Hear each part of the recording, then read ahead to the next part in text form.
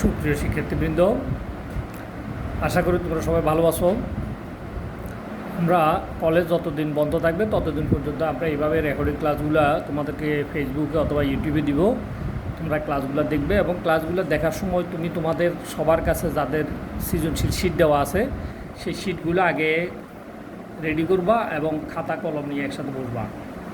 আমরা আজকে সেমিকন্ডাক্টর ও ইলেকট্রনিক্স অধ্যায় থেকেই গাণিতিক সমস্যাগুলি সমাধান করব। সেমিকন্ডাক্টর ও ইলেকট্রনিক্স থেকে আমাদের গাণিতিক সমস্যার প্রথমটা দেখো, একটা উদ্দীপক তোমাদের এখানে দেওয়া আছে।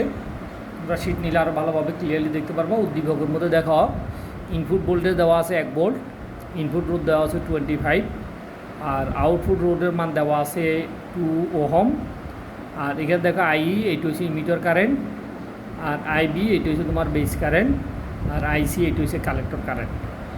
আমরা এনপিএন একটা ট্রানজিস্টর, আমরা তড়িৎ প্রবাহ চালনা করছি। এখানে উদ্দীপকে আইসি এর মান তোমাকে দিয়ে দিছে। আইসি এর মান যখন তোমাকে দিছে তখন তোমাকে আইবি এর মান নির্ণয় করতে হবে। প্রথমে গ নাম্বারে বলছে 1 গ আইবি নির্ণয় করো। তো আইবি বলতে আমরা বুঝি সাধারণত বেস প্রবাহ।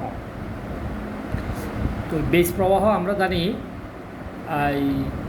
ইনপুট ভোল্টেজ, ইমিটার কারেন্ট এবং ইনপুট রোধ ইনপুট ভোল্টেজের অনুপাত যেটা করব সেক্ষেত্রে আমরা ইমিটার কারেন্ট পাবো।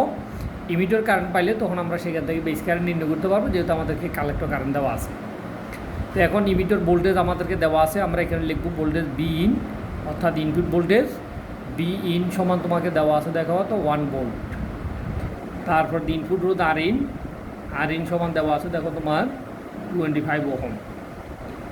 এর দুইটার মান দেওয়া আছে। তাহলে আমরা জানি emitter current I, input voltage V in আর ইনপুট রোধ আর ইন, এই দুইটার অনুপাত থেকে আমরা ইমিটার কারেন্ট আই পাবো। এখন ইনপুট ভোল্টেজ আমাদের আছে কত? ইনপুট ভোল্টেজ বি ইনের মান আছে 1 ভোল্ট এবং আর ইনের মান আছে 25। তাহলে এখন এখান থেকে আমরা কার মান পাবো? এখান থেকে আমরা আই এর মান পাবো, ইমিটার কারেন্ট। অর্থাৎ ইমিটার থেকে আই থেকে যে পরিমাণে প্রবাহ ইমিটারের মধ্য দিয়ে প্রবেশ করছে। এখানে আমরা যা পাচ্ছি এগুলো হচ্ছে অ্যাম্পিয়ার এককে আমরা পাচ্ছি এটা।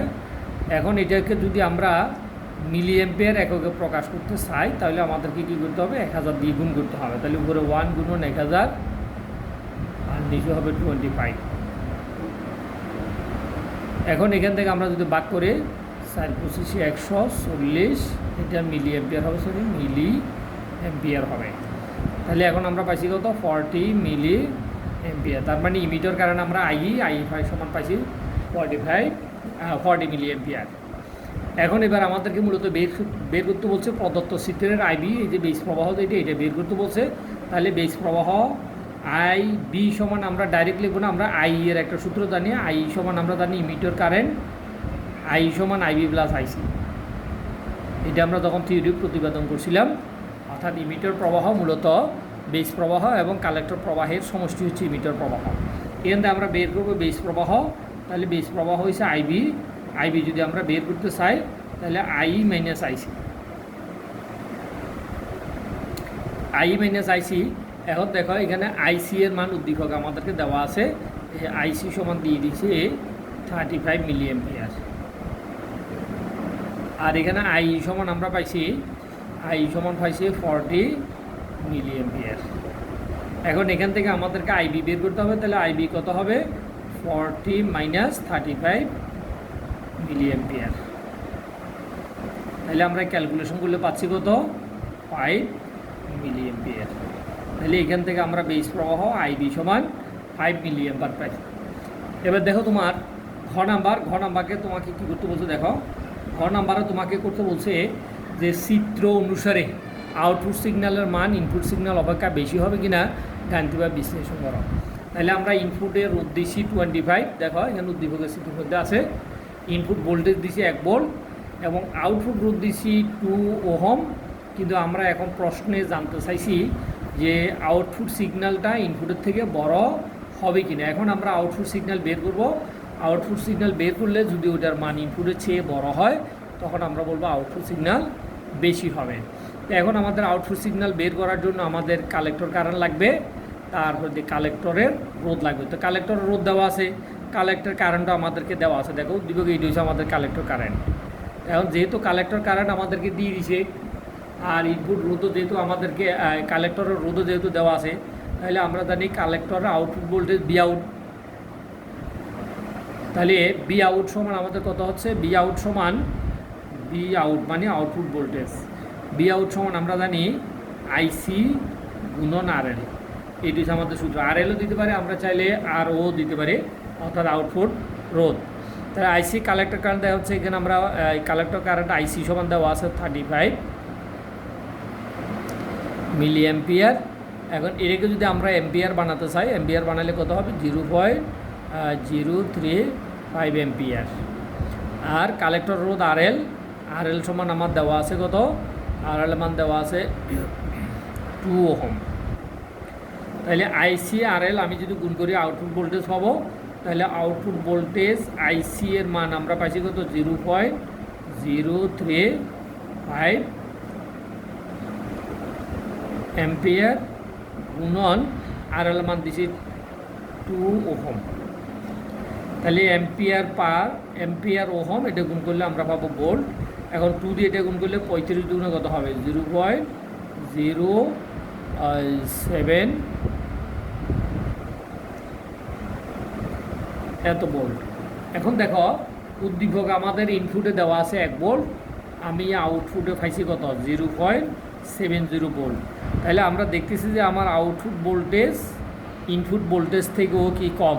তাহলে আমরা বলতে পারবো যে এই এনপিএন ট্রানজিস্টরটা আউটপুটে ভোল্টেজ কী করতে পারবে না, বিবর্ধিত করতে পারবে না। তার মানে অর্থাৎ ইনপুট ভোল্টেজের মান, আউটপুট ভোল্টেজের মান ইনপুট ভোল্টেজের থেকে বেশি হবে না এই যন্ত্র অনুসারে। এখানে আমরা নিজের থেকে এমনিও দেখলে বুঝতে পারি, যেহেতু আমার ইনপুট রোধের মান 25, আউটপুট রোধ 2, যেহেতু আমরা রোধের 2 প্রান্ত থেকে সিগন্যালটা নিই, অতএব রোধের মান বড় হলে স্বাভাবিকভাবে সিগন্যালের মানটা বেশি বড় হয়। তো এভাবে আমরা এই 2 নম্বর অঙ্কটা যদি আমরা দেখি, দেখো 2 নম্বরের অঙ্কটা তুমি দেখলে 2 নম্বরের অঙ্কটাতে দেখো একই রকমের অঙ্ক প্রায়। এখানে সুবিধা হচ্ছে 5-6টা অঙ্ক করলে সবগুলো অঙ্ক সেম নিয়ম হয়। দেখো শীটের 2 নম্বর, তোমাদের কাছে শীট থাকলে শীটটা তোমরা খুললে এবার তোমরা দেখো 2 নম্বর। দেখো এটা একটা ট্রানজিস্টর দেওয়া আছে এন ট্রানজিস্টর। তো এন ট্রানজিস্টরের এটা দেখো ইমিটর, বেস, এইটা হচ্ছে কালেক্টর। তাহলে দেখো এই ট্রানজিস্টরকে যদি আমরা দেখি, এইটা হচ্ছে মূলত কমন ইমিটার এন ট্রানজিস্টর। যদিও আমাদেরকে এখানে এই পুরো বর্তনীটা এখানে দেখাই নাই, জাস্ট শুধু একটা ট্রানজিস্টরের সিম্বল বা প্রতীক দিয়েছে। তাহলে এখন দেখো ইমিটর কারেন্ট হচ্ছে 0.95 মিলি অ্যাম্পিয়ার, আর বেস কারেন্ট হচ্ছে 0.05 মিলি অ্যাম্পিয়ার। কালেক্টর কারেন্ট কত আমরা জানি না। এখন দেখো বর্তনীর 2 নম্বর সৃজনশীলের ক নাম্বার প্রথম কোশ্চেনটাতে জানতে চাইছি বর্তনীর প্রবাহ লাভ নির্ণয় করো। তো প্রবাহ লাভ আমরা জানি বিটা এর মান আমাদেরকে কী করতে হবে, নির্ণয় করতে হবে। তো প্রবাহ লাভ বিটা সমান আমরা জানি আইসি ডিভাইড বাই আইবি। তাহলে আইসি এর মান লাগবে, আইবি এর মান আমাদেরকে দেওয়া আছে। তাহলে আইসি এর মান সম্পর্কে আমরা ডিরেক্ট সূত্র লিখতে পারি, অথবা আমরা জানি আই সমান, আমরা সবসময় এই মূল ফর্মুলাটা লিখব, আই সমান আইবি প্লাস আইসি। অর্থাৎ আই হচ্ছে ইমিটর কারেন্ট সমান হচ্ছে base current plus collector current. তো এখন এখান থেকে মূলত আমরা আইসি বের করব। তাহলে আইসি রেখে দিলে আই মাইনাস কত হবে, আই মাইনাস আইবি। তাহলে আই এর মান আমাদের দেওয়া আছে, আই দেওয়া আছে 0.95 মিলি অ্যাম্পিয়ার, মাইনাস আইবি সমান দেওয়া আছে 0.05 মিলি অ্যাম্পিয়ার। এখন দেখো 0.05 গেলে এখানে আমাদের আইসি এর মান থাকে 0.05 বাদ দিলে 0.90 মিলি অ্যাম্পিয়ার। তাহলে এটা পাইছি আমরা কি কালেক্টর কারেন্ট। কিন্তু আমাদেরকে কালেক্টর কারেন্ট বের করতে বলা নাই, আমাদেরকে বের করতে বলছে প্রবাহ লাভ নির্ণয় করো। তাহলে প্রবাহ লাভ আমরা যদি নির্ণয় করতে চাই, তাহলে প্রবাহ লাভ বিটা সমান, প্রবাহ লাভ বিটা সমান আমরা del IC divide by del IB, del IC divide by del IB.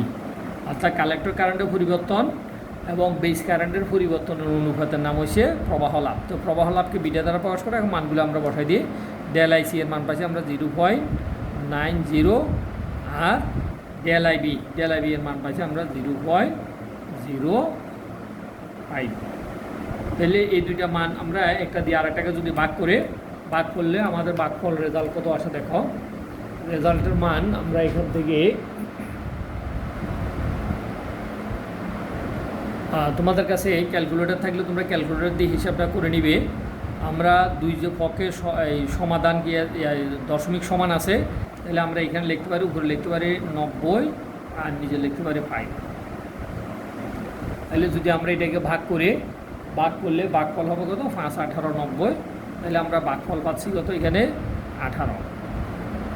তাহলে প্রবাহ লাভ 18 গুণ হবে, প্রবাহ লাভ 18 গুণ হবে। আমরা অন্তত এই তিনটা অঙ্ক যদি ভালো করে বুঝি, এই টাইপের যত অঙ্ক আছে প্রত্যেকটা অঙ্ক আমরা সুন্দরভাবে করতে পারবো। ধন্যবাদ সবাইকে, খোদা হাফেজ।